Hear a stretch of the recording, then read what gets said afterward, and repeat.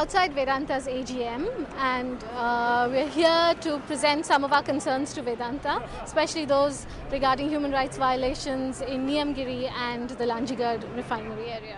We'll be handing over a petition of 30,000 people who in just a couple of months have indicated their own concern about the proposed expansion to the refinery and the proposed mine. This is a banner which was put together by an Amnesty youth group. The children at school put together this banner which represents their feelings and their views about what Vedanta are proposing in India. Well, many people around the world, millions of people around the world have seen the film Avatar and been moved by its message. And many people see the Dongria Khond as a real-world example of the struggle between corporate greed and the survival of tribal peoples. But the Dongria struggle is real, it's urgent and it's irreversible. There'll be no pressing rewind if this mine goes ahead. The communities have been completely ignored, kept out of the decision-making processes of the clearances for the refinery. So we want the company and the authorities to fundamentally tell the people the truth about the projects, not misinform them, inform them, let them decide, and then abide by the decision. Simple. We want to show the shareholders just how angry people in this country are about the kinds of things they're doing.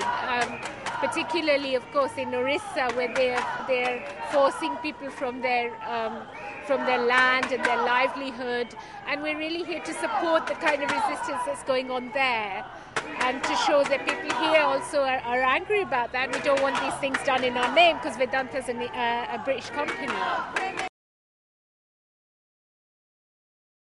The AGM that we've just been through was, in many respects, I think, a symptom of a much deeper problem, which is that for some years now the company hasn't been engaging properly with a range of stakeholders, including minority shareholders, and presumably the Dongria Khond, although I obviously can't speak on their behalf. And I think the fact that approximately 99% of the AGM agenda was spent simply talking about its environmental and its social performance rather than the proper business of the company and its growth prospects, its broader finances, is symptomatic of a culture that hasn't properly engaged with the underlying issues of sustainability.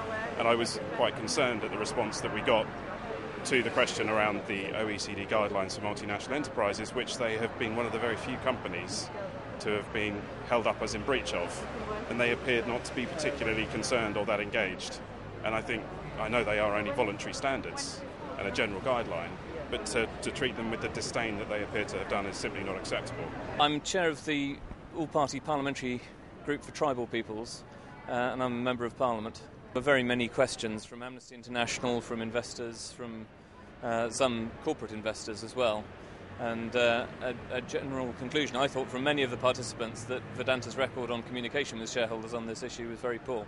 I think it's a demonstration of the fact that they don't seem to be concerned. They seem to be concerned only of their profits.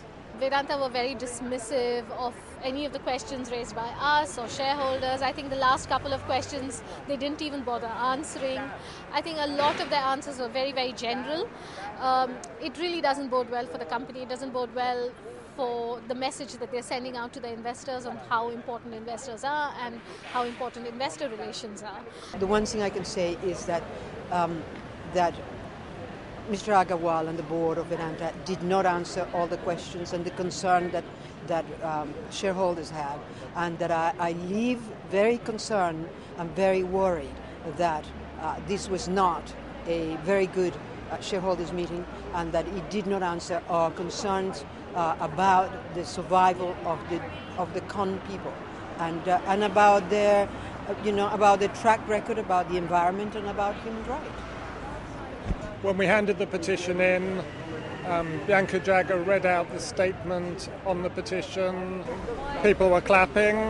I think that was a very somber moment. Perhaps the most somber moment was when people stood up for a minute's silence to commemorate those who were killed in the collapse of the Korba chimney in Vedanta's plant. What happens next? We continue campaigning on the same issues. We know where the companies stand. We want to put more pressure on investors. We think they should be making their voices heard. Until now, investors have been largely silent on these issues.